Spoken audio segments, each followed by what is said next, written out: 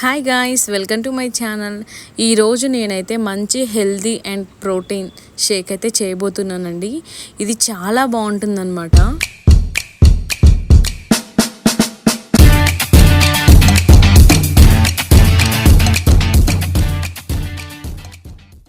ముందుగా మనమైతే ఖర్జూరాలు అయితే తీసుకోవాలండి. ఒక 7 ఖర్జూరాలు తీసుకున్నాను.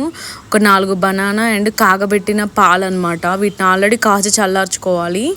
ఈ బనానాస్ ఉన్నాయి కదా, తర్వాత మనం పుట్నాల పప్పు ఉంటుంది కదా, పొట్టుపోయే విధంగా కొంచెం తీసేసుకొని ఈ విధంగా అయితే పొడిని చేయాలన్నమాట. ఇలా మంచిగా అయితే కొంచెం మెదగాలి.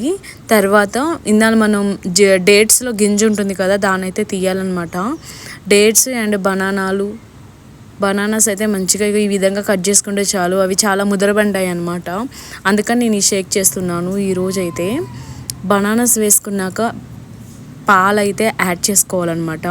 వేడివైతే కాదండి, కాచి చల్లార్చినవి.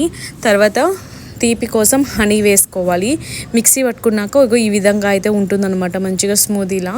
చాలా హెల్దీ అండ్ ప్రోటీన్ అనమాట. ఇది ఎవరైనా తాగొచ్చు. కొంచెం గ్యాస్ ఉన్న వాళ్ళైతే కొంచెం అవాయిడ్ చేయొచ్చు అనమాట. ఇది చాలా బాగుంటుంది చూడడానికి అండ్ తాగడానికి కూడా.